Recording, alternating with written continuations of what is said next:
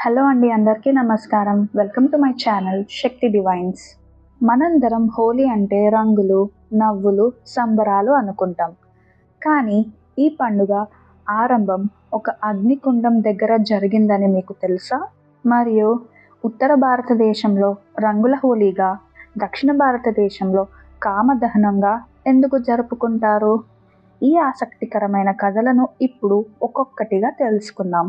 వీడియోని స్కిప్ చేయకుండా చివరి వరకు చూడండి. ఇప్పుడు హోలీ పండుగ ప్రాముఖ్యత గురించి తెలుసుకుందాం. భారతదేశంలో అత్యంత ఉత్సాహంగా జరుపుకునే పండుగలలో హోలీ ఒక ప్రత్యేక స్థానం కలిగి ఉంది. వసంత ఋతువు ప్రారంభాన్ని స్వాగతిస్తూ పాల్గొన పౌర్ణమి రోజున ఈ వేడుక నిర్వహిస్తారు. ఈ పండుగ వెనుక ఒక కథ కాదు, దేశంలోని ప్రాంతాల ప్రకారం అనేక పురాణాల కథలు ఉన్నాయి. ఇప్పుడు వాటిలో కొన్ని కథలు తెలుసుకుందాము. రాధాకృష్ణుల రంగుల సంబరం. హోలీని రంగుల పండుగగా మార్చిన కథ శ్రీకృష్ణుడితో సంబంధం కలిగి ఉంది.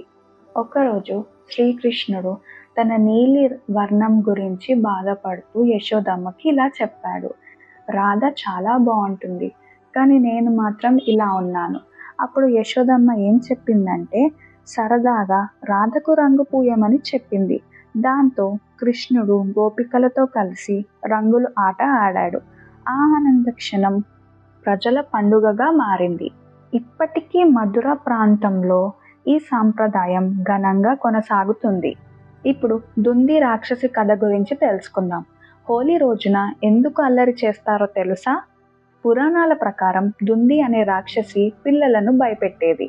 ఆమెను ఓడించడానికి పిల్లలు గట్టిగా అరుస్తూ, డప్పులు కొడుతూ సంబరం చేశారు. ఆ శబ్దాన్ని తట్టుకోలేక రాక్షసి పారిపోయింది. అందుకే హోలీ రోజున స్వేచ్ఛగా సంబరాలు జరుపుకోవడం ప్రారంభమైంది. ఇప్పుడు మూడవ కథ ప్రహ్లాద భక్తి మరియు హోలికా దహనం గురించి తెలుసుకుందాం. హోలీకి మూలంగా చెప్పబడే కథ ప్రహ్లాదుడిది. హిరణ్యకశపుడు అనే రాక్షస రాజు తనను దేవుడిగా పూజించమని అందరినీ బలవంతం చేసేవాడు. కానీ అతని కుమారుడు ప్రహ్లాదుడు మాత్రం విష్ణు భక్తిగా నిలిచాడు. కోపంతో రాజు ఎన్నో విధాలుగా అతన్ని చంపడానికి ప్రయత్నించాడు. అయినా కూడా ప్రతిసారి దైవకృపతో ప్రహ్లాదుడు రక్షింపబడ్డాడు. చివరికి అగ్నిలో కాలిపోని వరమున్న హోలిక సహాయం తీసుకున్నాడు. ఆమె ప్రహ్లాదుడితో కలిసి మంటలో కూర్చుంది. కానీ దైవ సంకల్పంతో ప్రహ్లాదుడు బ్రతికిపోయి హోలికా దహనం అయ్యింది. అందుకే హోలీ ముందు రోజు హోలికా దహనం చేస్తారు. హోలీ పండుగ కేవలం పురాణాలకు మాత్రమే సంబంధించినది కాదు. పంట కోత పూర్తయ్యే సమయం ఇది.